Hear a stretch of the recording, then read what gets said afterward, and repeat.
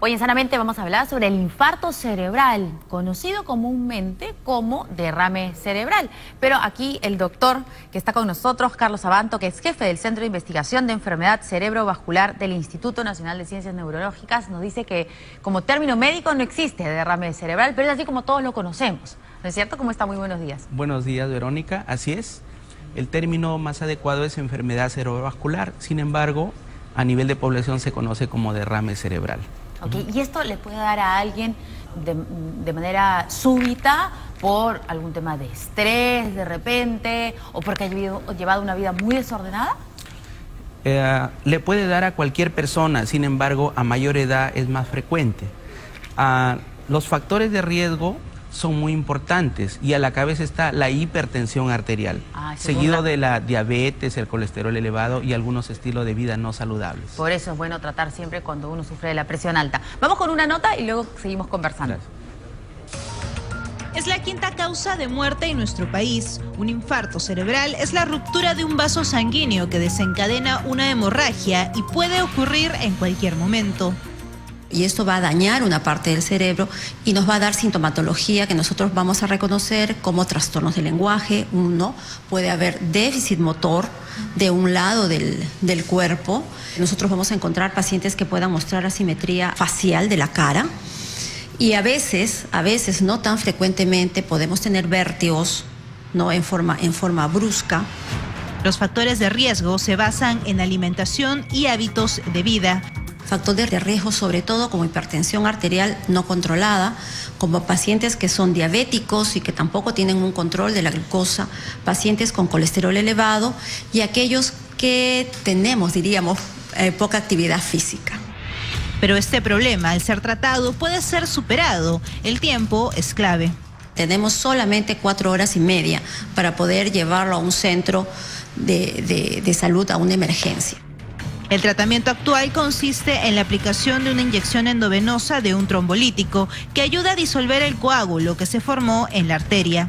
El infarto cerebral puede prevenirse sobre todo en quienes tienen enfermedades preexistentes con un estudio llamado Doppler transcraneal.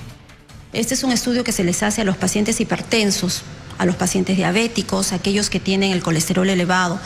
¿Para qué? Para nosotros poder medir la velocidad del flujo sanguíneo y saber si sus arterias están preparadas para poder responder a un cese de flujo a nivel del cerebro. Realizarse un chequeo a partir de los 50 años, por lo menos una vez al año, lo ayudará a prevenir un infarto cerebral. Tome sus precauciones. Y sobre todo antecedentes familiares, me imagino, ¿no? De la presión alta. Así es. Los factores de riesgo ya están bien tipificados. La presión arterial es el enemigo número 1. En algunos países se toma solamente como foco la prevención en la presión. Incluso se refiere, controla tu presión y cuida tu corazón y tu cerebro, como un lema, ¿no? Otros factores a controlar son la diabetes, el colesterol elevado. Las pastillas para estas enfermedades son toda la vida. Muchas veces dicen, no, ya mi presión está bien, entonces ya no soy hipertenso o ya no tomo mi pastilla. No es cierto, es toda la vida tomar la presión y sus chequeos periódicos. Para siempre, entonces. Así es. Ahora, ¿y este examen Doppler?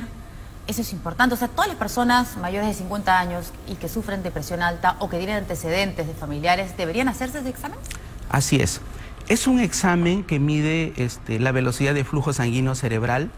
Es una manera de poder evaluar cómo están las arterias.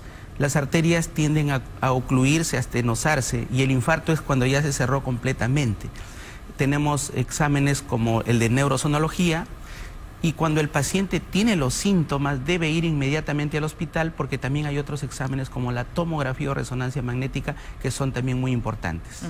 ¿Y estos síntomas son fáciles de poder identificar?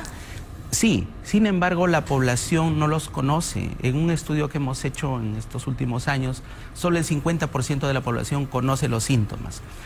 Los síntomas son muy claros y podríamos decir que 2 son los principales. Parálisis de un lado del cuerpo y dificultad para hablar de inicio brusco o súbito. O sea que uno está hablando de pronto, por nada, comienza a balbucear. Así es. ¿Y estos 2 síntomas no son alarmantes? ¿Eso no hace que la gente de inmediato vaya a un centro médico? Ese es lo que debe ser. Tiempo es cerebro, tiempo perdido es cerebro perdido. Sin embargo, muchas veces por un mito se piensa que ya va a pasar, sobre todo si de en la noche a veces pueden sobarse la extremidad pensando que va a pasar, pero no es así. No, pero la parálisis no puede confundirse con un hormigueo, ¿no es cierto? Así es. O sea, creo que esto es inmediato. O sea, si sientes que la mitad del cuerpo se te ha paralizado, lo primero que hay que hacer es, bueno, avisar a un familiar que esté cerca para que pueda ir a un centro de salud, y si no puedes hablar, tampoco.